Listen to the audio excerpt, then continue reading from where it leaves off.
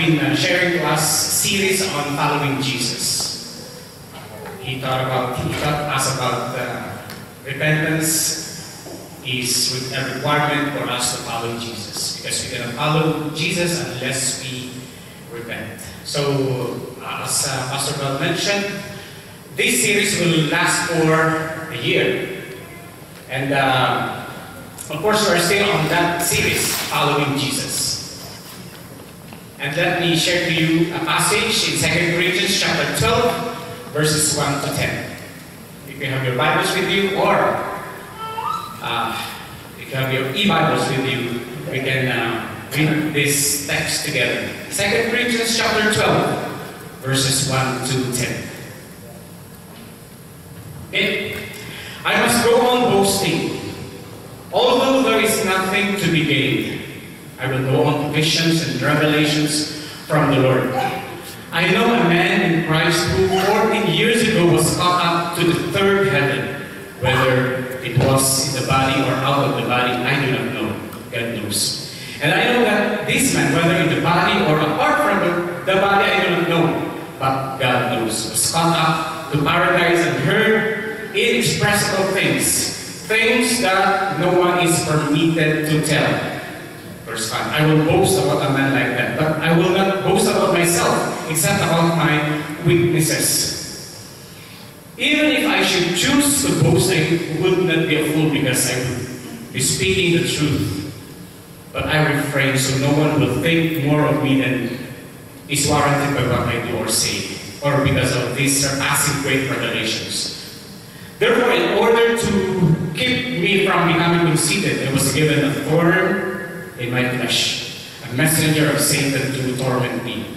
3 times I pleaded with the Lord to take it away from me, but He said to me, my grace is sufficient for you, for my power is made perfect in weakness. Therefore I will boast all the more gladly about my weaknesses, so that Christ's power may rest on me. Let's pray. Lord, I pray, Father God, by your Holy Spirit to just teach us tonight, Lord God, with your word. Let your word minister to each and every one of us, oh God. Use your servant to become yours channel, your mouthpiece, oh God, to deliver your word. And may your name, Jesus, be glorified. Let your word remind us, strengthen us, refresh us, comfort us. We thank you, Father, Jesus, our prayer, and we ask all this, God, in Jesus' name we pray. Amen. Amen and amen. So in this world, we will have troubles. What does it take to follow Jesus? There are people who will tell you that once you follow Jesus, it will mean living a life of prosperity, that you will no longer get sick, you will surely become prosperous, your life is going to become better and better. I remember one colleague of mine. We were in the church band together before. Sabi sa akin, kaibigan ko, alam mo, itong si brother na to, lahat ng pumunta dito sa Canada, ito lang yung parang hindi talaga nag-struggle. Ang ganda ng buhay niya. And I look at his life, oo nga naman. Pumunta ako sa bahay niya, ang laking bahay niya. Ang idinadrive niya, Hummer. Yung asawa niya, binilhan niya ng Mercedes-Benz. Yung 17-year-old niyang anak, binilhan niya ng BMW. Takto lang sila, kalog-kalog sila sa bahay. And that time, he was earning $200,000 a year. He was an engineer, consultant, naging consultant. Tinalo siya yung pagdating na dito, tinalo siya yung exam, ibigay ng civil engineer until nag-work. He applied in an oil and gas company.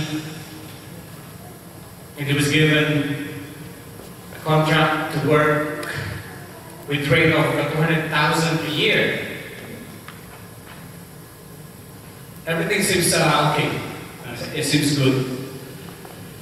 Tapos lately, parang hindi pa siya kontento. He was offered a job in Saudi Arabia.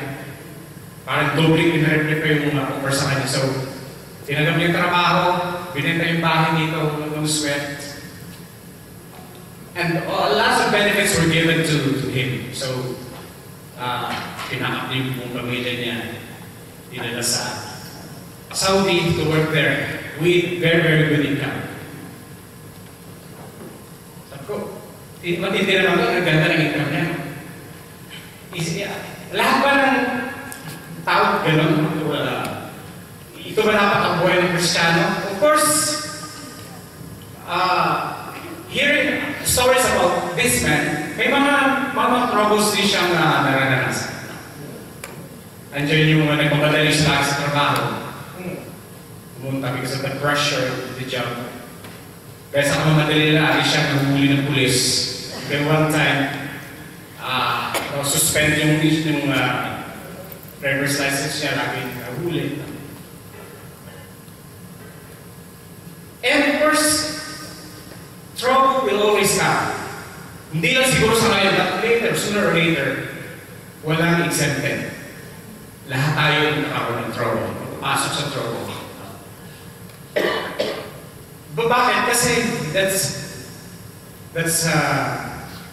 what we are here. And that is what will happen to us here on this planet. What if following Jesus would also mean experiencing troubles? Are you still going to follow Jesus? Let's look at, in our study today, let's look at the life of the Apostle Paul, how he faced troubles, and how he was able to deal with it. We are going to experience troubles. Akala natin, galing naman, hindi siya wala siyang problema sa buhay nila. Laki ng income, ganda ng relasyon nila.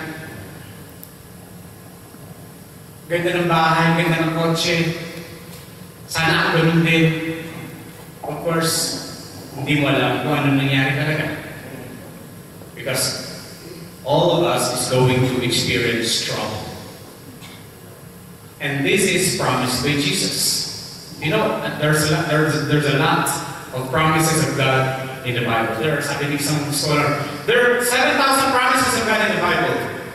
Sabi ng isang day, there are 30,000 promises of God in the Bible.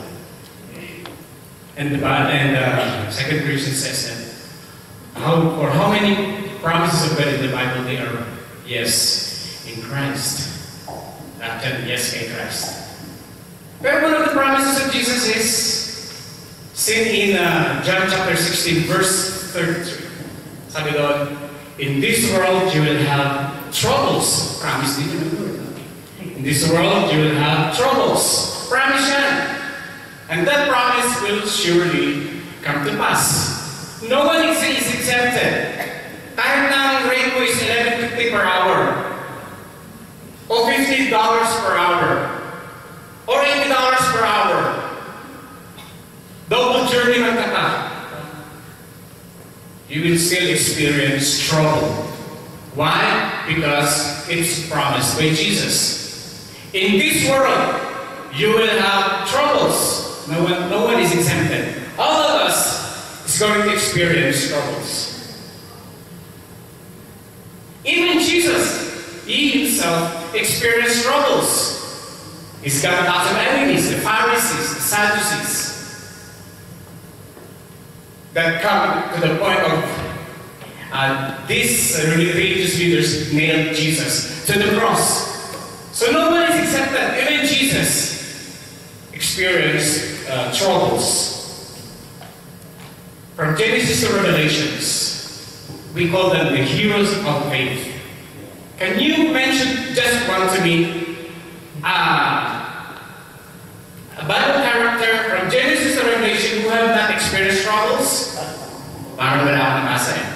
Each one of them had experienced troubles. Moses had experienced troubles. He was thrown out of Egypt by Pharaoh. Even when God called him to minister, to deliver Israel out of Egypt, he had a hard time convincing the Pharaoh to bring his people out of Egypt. Dumaan muna siya sa butas na karayo. All of us will experience troubles. Abraham, Abraham, see Isaac. Isaac was chased by his Isaac, sino ba siya? Isaac. Jacob. Kaya anak na si Jacob. Tama. Abraham, he waited for 25 long years para magkaanak. Ipanganak ng kanyang asawa, si Isaac. Na in spite of the promises that he's going to become a father of many nations, wala naman nangyari. He waited for 25 long years. Tapos nung pinanganak pa si Isaac, ibig sabi nila, bigay mo sa akin ang anak mo. Your only son Isaac. So, all the men and women of God in the scriptures, they were all had experienced troubles. Lagi nating, we always hear this in this platform. The man behind the composition of It Is Well With My Soul. It was Horatius Spafford. Horatius Spafford, the man behind that song, the great hymn, It Is Well With My Soul. Horatius Spafford was a very successful businessman, a lawyer. He has 5 children, 1 boy, 4 girls. But in 1871, very active in the church then. No? He was working under the ministry of Dwight L. Moody, one of the greatest evangelists during his time. The isa yung tinawag na present-day Billy Graham. He was active in the church. But in 1871, namatay man yung isa-isang lalaking anak. And during the same year, yung negosyo niyang growing na sulong because of the Chicago fire. Masakit yung mamatay ng anak. Masakit yung mawala ng negosyo. But by the grace and the mercy of God, his business began to grow again. But after 4 years, his family planned to have a vacation in Europe. Sabi niya sa kanyang asawa at 4 na anak, magiging ako, mauna muna kayo, kaya sikasuhin ako sa negosyo. And his 4 daughters and his wife, Anna, nauna sila sa barko, naiwan siya. But after 4 days of sailing, yung barko na sinasakyan niya, bumangga siya sa malaking barko.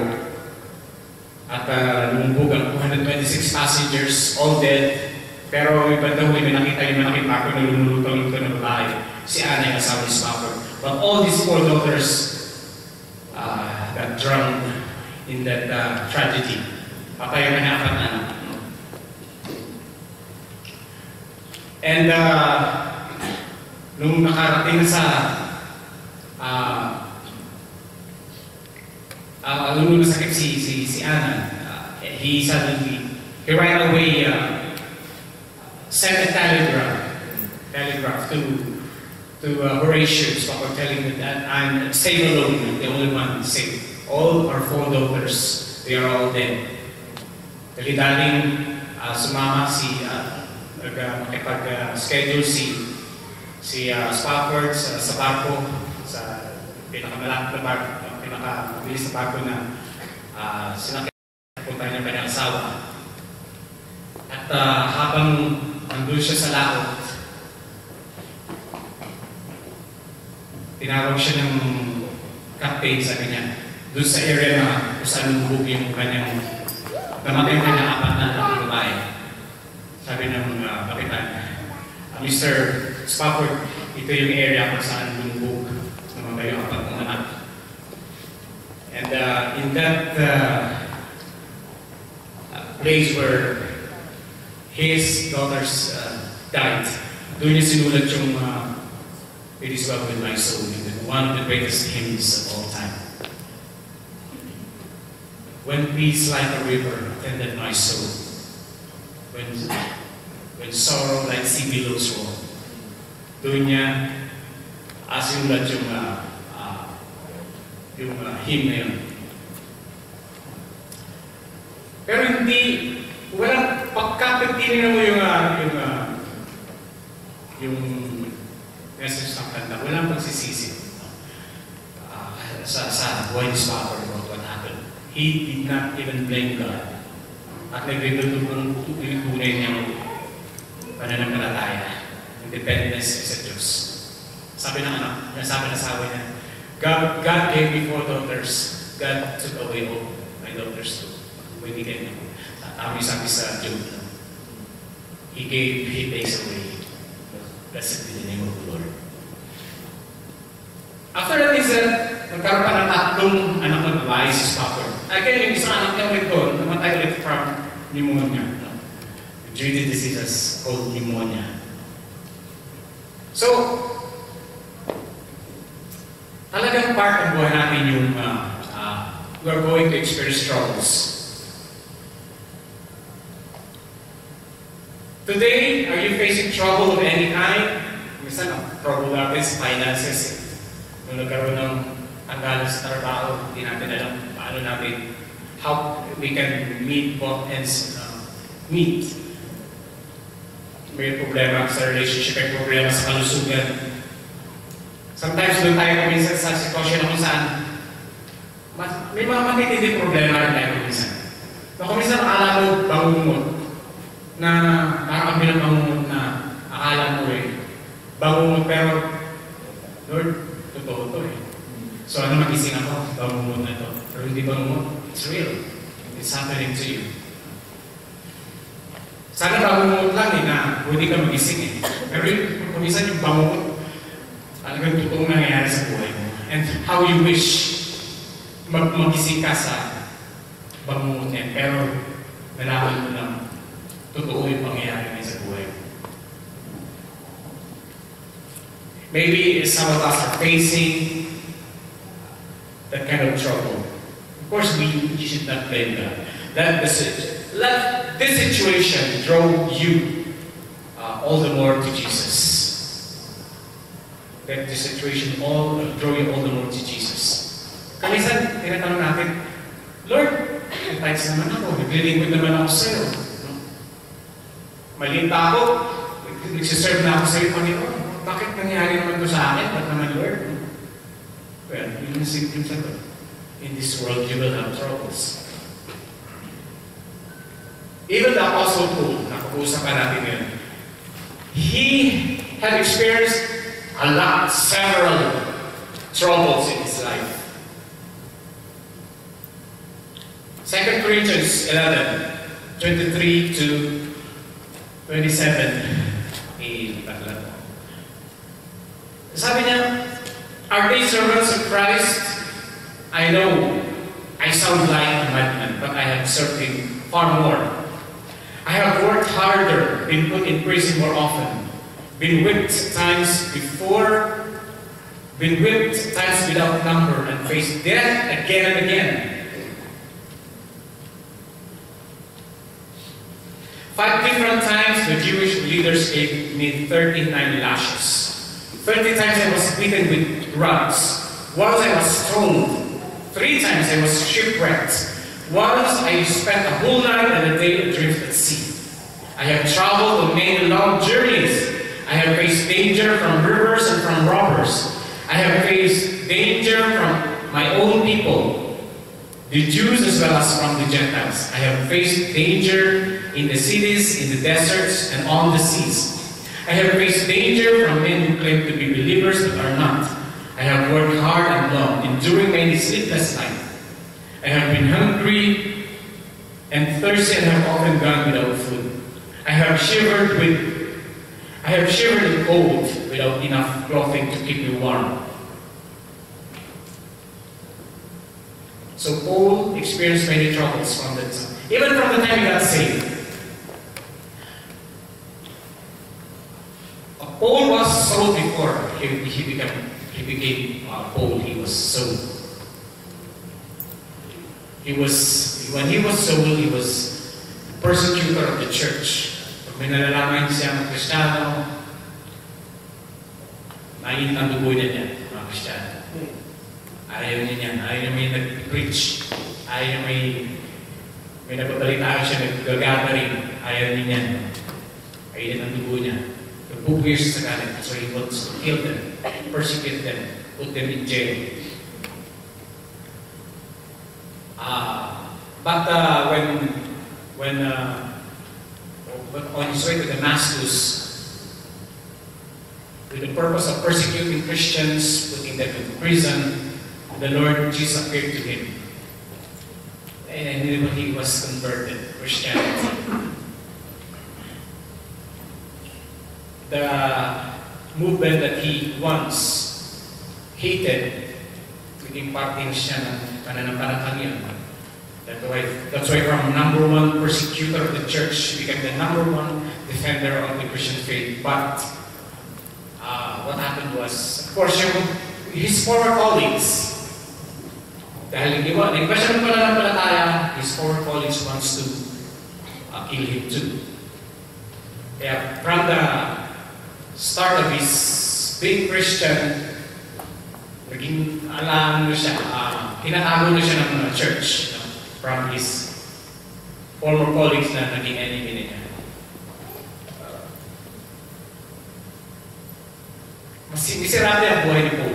Miserable ang buhay niya.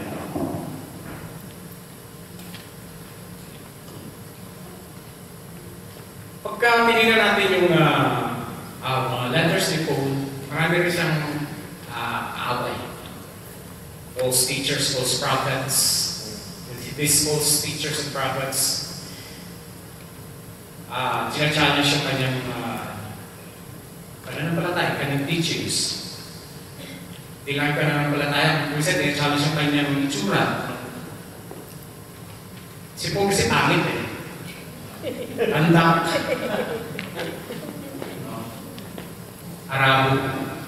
Arabo hok din siya.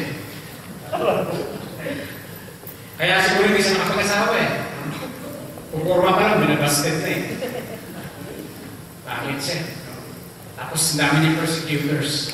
Kung si Lulu Broca ang nagagawa ng pelikula ni Paul, siguro, maganda niya, ang lalaki pinagtak sila ng panahon. Siguro yun ang gagawin niya. Maganda. Napakamisirable nga naman talaga ng buhay niya. Lahat na lang ang pupunta niya is in misery. Meron siya tinatawag na thorn in the flesh. Meron siya tinatawag na thorn in the flesh dito. Matindi itong thorn in the flesh na ito, talagang ininda niya ito. Sabi dito sa verse 7, therefore, in order to keep me from becoming conceited, it was given me a thorn in the flesh, a messenger of Satan, sabi niya dito, to torment me. Ano yung thorn in the flesh na yun? Pakamisirable naman ang buhay niya.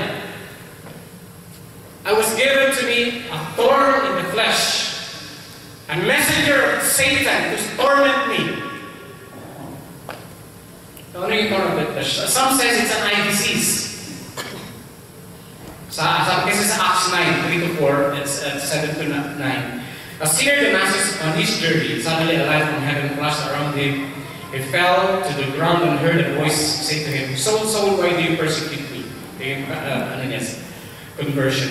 The men traveling with Saul stood there speechless. They heard the sound but did not see anyone. Saul got up from the ground, but when he opened his eyes, he could see nothing. So they led him by the hand into Damascus. For 3 days he was blind and did not eat or drink anything. Kasi dito sa Galatians, sabi dito, Galatians 4:15, where then is your blessing of me now? Sabi ni Paul sa mga Revelation. I can testify that if you could have done so, you would have torn out your eyes and given them to me. So, some say that this thorn in the flesh is an eye disease. Kasi hindi naman malinaw kung ano yung tinatawag ng thorn in the flesh. So, hindi mo wala ibang mga nag-aaral ng salita ng Diyos. Siguro ano yun na eye disease kasi because of this text. Some says it's an illness. Galatians 4:13-15. As you know, it was because of an illness that I first preached the gospel to you. And even though my illness was a trial to you, you did not treat me with contempt or scorn.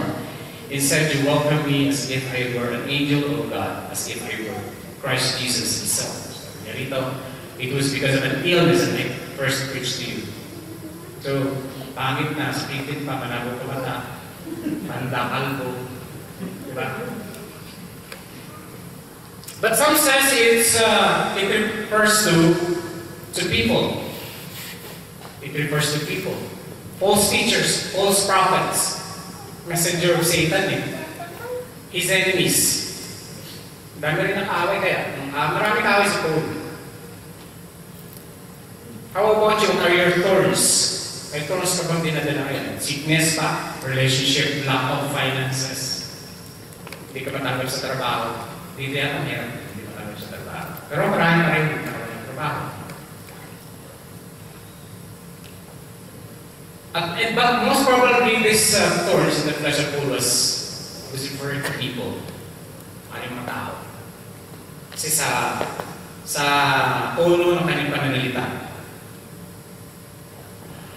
yung mga tao na tinitira siya, challenge yung kanyang ministry. Nobody wants to be tormented. Nobody wants pain. Nobody wants misery. Nobody wants inconvenience. Nobody wants discomfort. Kaya sabi ni Paul, Lord, suko na ako dito. Lord, pwede ba?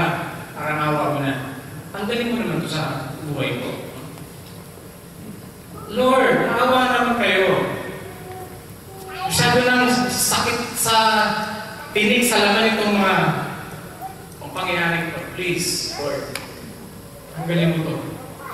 Tanggalin mo ito, Lord, sa buhay ko. Parang awa mo na.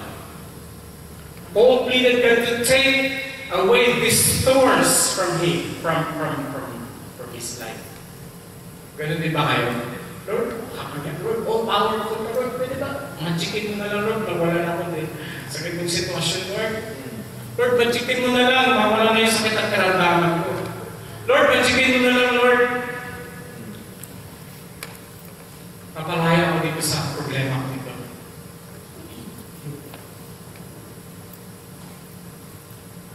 What are your thorns? Yun ang prayer din ni Paul. 3 times I pleaded with the Lord to take away these thorns from him. 3 times. Minsan ang 3 times kasi number of completeness. Pero paulit-ulit na sinabi yun, just 3 times. Ulit-ulit talaga.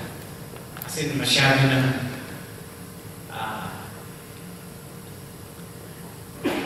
nilalagay sa miserableng buhay niya, kanyang buhay. Because of these thorns in the flesh.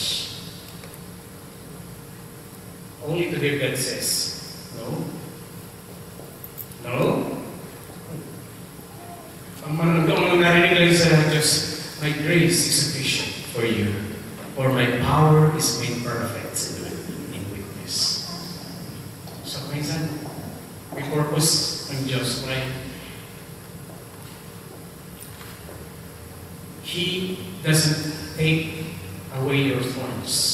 May purpose of Diyos. In the case of Paul, may purpose si God. Why? He doesn't take away those thorns from him. May purpose si God. Why He doesn't take away your thorns in the flesh. There are several reasons. I know there are more reasons, but let me just give you 3 reasons why God allowed Paul to experience thorn. Let me just give you 3 reasons. Number 1, to keep him humble. Sabihin natin, to keep him humble. Verse 7, therefore, in order to keep me from becoming conceited, I was given a thorn in my flesh, a messenger of Satan, to torment me, in order to keep me from becoming conceited, becoming proud. I was given a thorn in the flesh. One of the reasons why God allowed you in that situation is to humble you.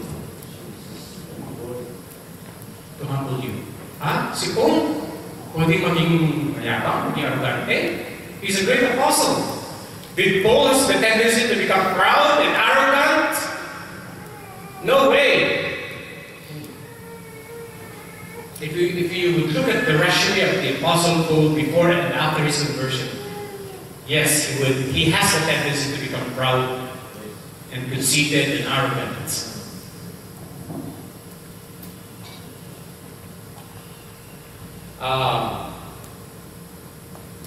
Philippians 3:4-6. If someone else thinks they have reasons to put confidence in the flesh, I have more. Circumcised on the 8th day of the people of Israel, of the tribe of Benjamin, a Hebrew of Hebrews, in regard to the law of Pharisee, as for zeal, persecuting the church, as for righteousness, based on the law, faultless. So, pinag-aralan. Actually, isa sa nagtay sa kanya yung one of the greatest leader teacher during his time, a man by the name of Gamaliel. Paul was a big shot too. Yung mga nagmamalaki sa kanyang, wala yan, wala ministry yan, wala yan. Kaya ito lagi sinasabi niya, if someone thinks, if someone else thinks, his repartism is there, na minamali ang kanyang ministry. His enemies, false teachers and false prophets. May tendency siya maging mayamang eh. Sa ilang beses nagpakitasan na si Jesus kaya. Sa atin ba, pinagpakita na ba sa ni Jesus sa atin ba? Hindi lang isang beses, maraming beses. Personal, nagpakita sa kanya. From the na-convert siya, si Jesus mismo yung nagpakita sa kanya. Diba? Pag nangyari ngayon, ay, gagawin pelikula yan, mga kapatid. Gagawin, susulat na maraming libro yan. Ayaw mo nakita si Jesus. Yung Mary sa patal, nakita niyo yung heaven, hindi pelikula na eh, no?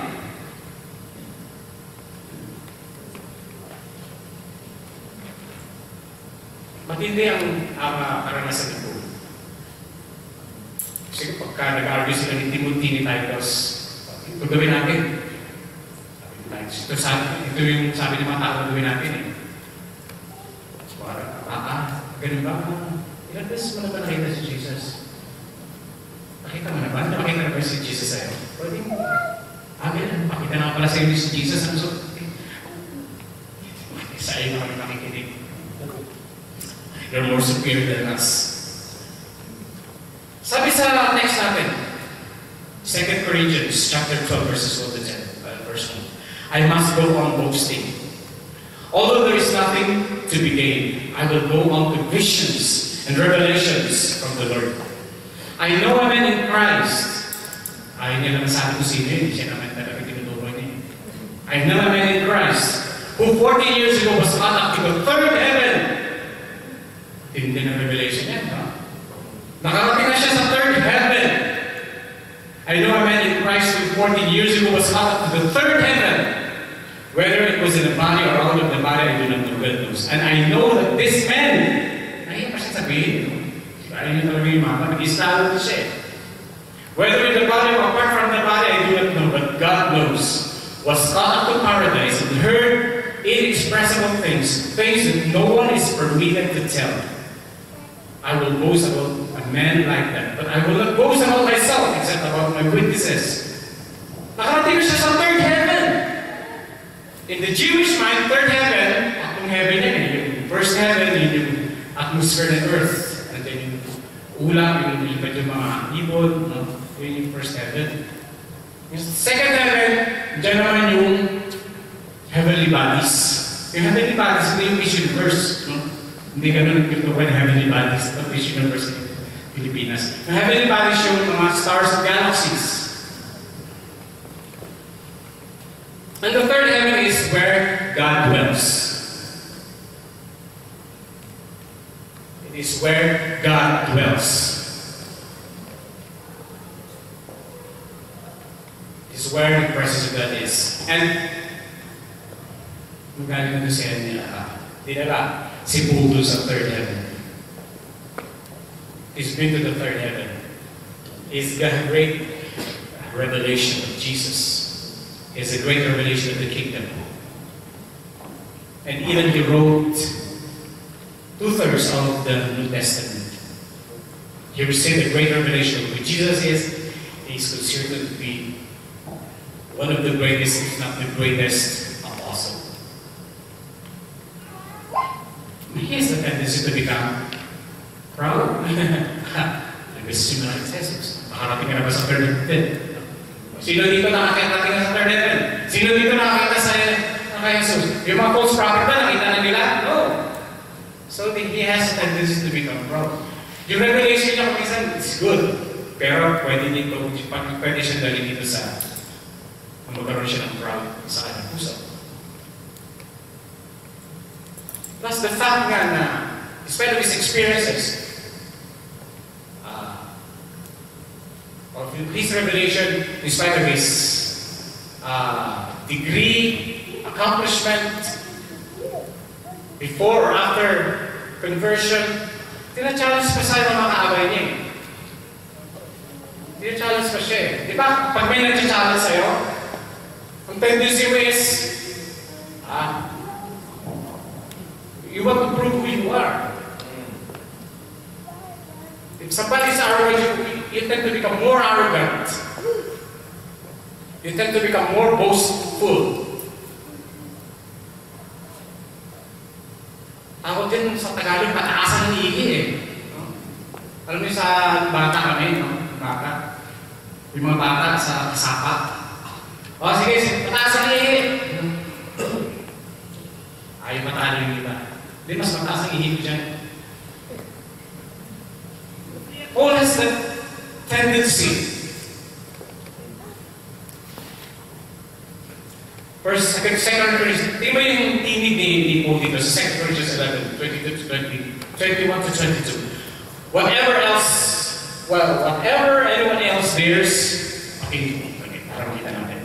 2 Corinthians 11, 21 to 22. Whatever anyone else dares to boast about, I'm speaking as a fool, I also dare to boast about.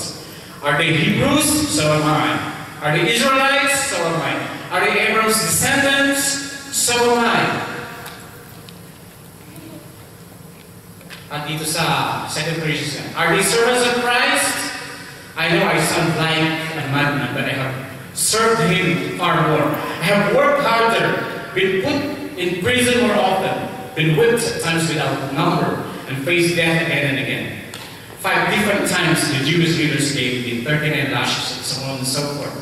So here, Paul became great, not because of his accomplishment before or after conversion, but because of his sufferings, because the troubles that he experienced that made him a great apostle. He even died as a martyr.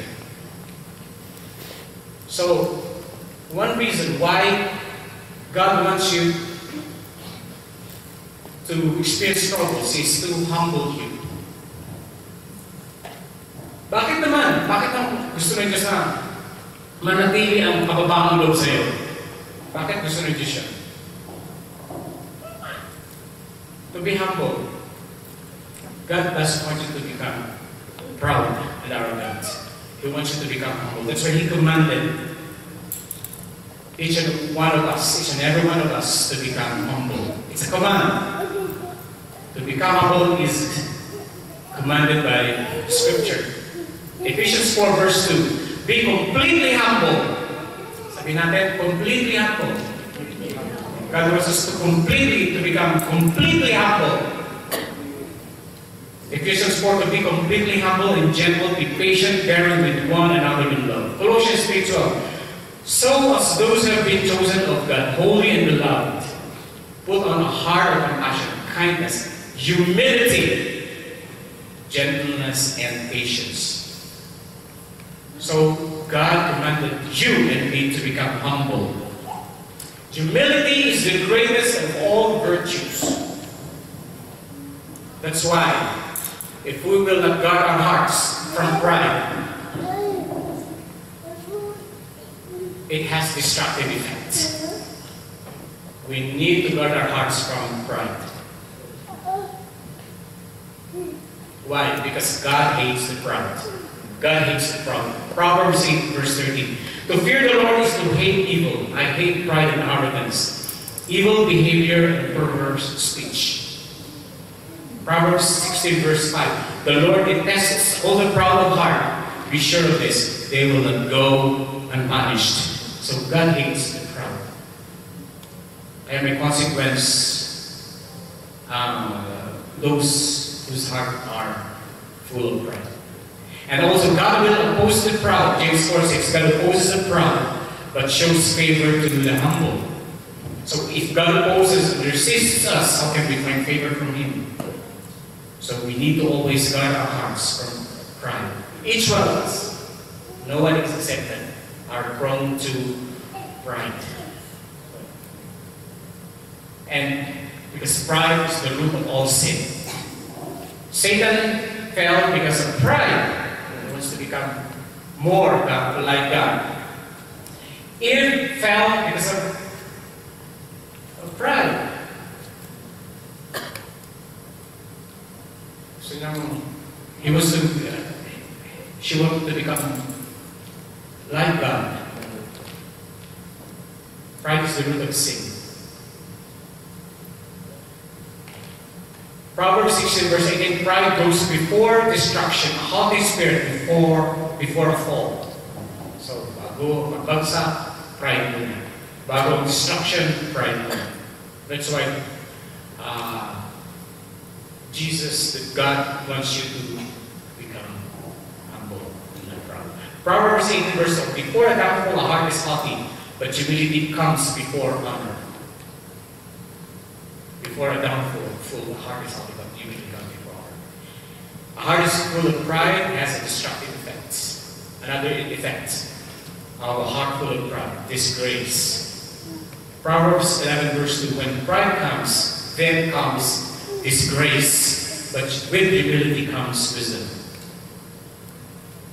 These are the reasons why we need to be humble. It's a command of God. And if we will guard our hearts from pride, many bad consequences will happen to us. So we need to, whenever there are factors that keep us humble, we must thank God for all those troubles instead. One reason why God allowed Paul to experience is to keep him humble. Number 2, to display His power. Sabihin natin, to display His power. To display God's power. It is in our weakness and our dependence on God that He displays His power in our lives. Verse 9, but He said to me, my grace is sufficient for you, for my power is made perfect in weakness. Nakita natin ito sa the great apostle Paul. Nakita natin ito sa great men and women of God. Ang weakness ni Moses, hindi siya marunong magsalita. Lord, pwede ba si Aaron na lang? Magaling magsalita. Ako, bubulol-bulol ako, buyoy-buyoy ako. Hindi ako marunong magsalita. Mas paharapin mo ako sa paro. Ano ba naman ako, Lord? Si Aaron na lang. Pero, kasi nagbibigyan ng glory dito. Ng Diyos. Kumbaga, hayang makita natin yung weaknesses natin and let God just use us, just flow through us. Hayaan mo na mag-depend tayo sa Diyos. And in our weaknesses, doon natin makikita ang kapangyarihan ng Diyos. Ang grasya ng Diyos. And all the glory hindi mapupunta sa atin kundi sa Diyos na cause us to overcome all these struggles. To display His power. And number 3 is to draw. One reason why God allowed troubles in our lives is to draw us closer to Him. Tingnan natin yung verse 7. 3 times I pleaded with the Lord to take it away from me. 3 times sumapit siya sa Panginoon. Hindi malapit siya because of troubles. It costs hope to come to Jesus. Lord, Lord, pwede ba Lord, kapangyarihan ka naman Lord eh. Powerful ka Lord eh, isang titik mo lang Lord. Tatanggal na ito lahat ng problema ko eh. 3 times he pleaded with the Lord to take it away from me. Troubles will cause us asking for help. Sa daily bread, give us today our daily bread. Araw-araw tayo malapit sa Diyos. Maganda rin yun na. Okay, hindi binibigay ng Diyos na. Okay, hindi sabi ng Lord, wait po, bigyan ako ng lahat ng pangailangan ko good for 1 year. 1 year. Hindi gano'n ang sinabi ng Lord's Prayer. Give us today our daily bread. So in a regular basis, we come to God's presence to ask for help.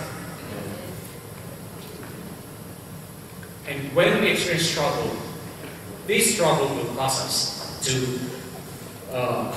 come to Jesus and ask for help. Psalm 17:7-9, show me the wonders of your great love. You who save by your right hand those who take refuge in you from their foes. Keep me as the apple of your eye. Hide me in the shadow of your wings from the wicked who are out to destroy me, from my mortal enemies who surround me. Keep me in the shadow of your wings. It's not that God has wings. No? It's a figurative. Alam mo ako, tumira ako ng ilang taon sa bukid. Alala ko, nag-alaga ako ng manok. Maghapon, kapag kayo na malamis, takbuhan yung mga manok. Alala ko, isang inahin na manok na alaga. Karoon siya maraming sisiw. Pag yung mga sisiw, kasama nyo, nakikita lagi sa kanya mga sisiw, depende sa akin. Huwag mong gagalawin yung sisiw. Kasi sisiw, pagka tinapot mo, dyan na si nanay. Bubuka na yung kanyang pakpak. Tatago na sila doon sa pakpak ng nanay nila yung mga sisiw. Doon sila kakanlong pag natatakot sila. So sabi ni David, hide me in the shadow of your wings. So pag may trouble, pag may pangailangan tayo, we ask God, Lord, hide me, Lord, in the shadow of your wings. The purpose of God allowing troubles to come in our lives is for us to come to Him. For us to spend time in His presence, because in His presence we find comfort, we find rest, we find strength, we find security. We need to come to God for strength in times of weaknesses. It is in God's presence that we receive rest, love, and comfort. Kaya sabi ni Jesus, Matthew 11:20-30, come to me, all you who are weary and burdened, and I will give you rest. Take my yoke upon you and learn from me, for I am gentle and humble in heart. Amen. And you will find rest for your souls. For my yoke is easy and my burden is light. So let's draw ourselves in God's presence when we experience trouble. Lord naman, yung pa sa'yo, Lord. Akala ko ba kung nag-serve ako sa'yo, tutulugan mo ako. Keep on spending in the presence of God. That's the time that we need to really come to God and ask for help, ask for strength and His comfort, and God will give us rest. Let's pray. Panginoon, patuloy kami lumalapit, Lord, sa presensya mo ngayon naman. Kikita mo ang iyong mga anak ngayon, ang kondisyon nila sa kanilang mga buhay, Panginoon. Lord, I don't know them, I don't know their situation, but you are God, good God whom we are serving. You know each of my brothers and my sister's situation right now. Panginoon, let your strength flow through them, Lord. Let them find rest, Lord God, as they spend time in your presence, Lord God. Let you be their strength, Lord. Let you be their comfort. Let them find rest, God, in your presence as they hide. As we hide, Lord God, in the shadow of your wings. We thank you, Father. We bless you. We worship you, Lord God. Salamat, Panginoon. We thank you, Lord, that this is our prayer, O God, and ask all this, Lord. In Jesus' mighty name we pray. Amen. Amen. Amen.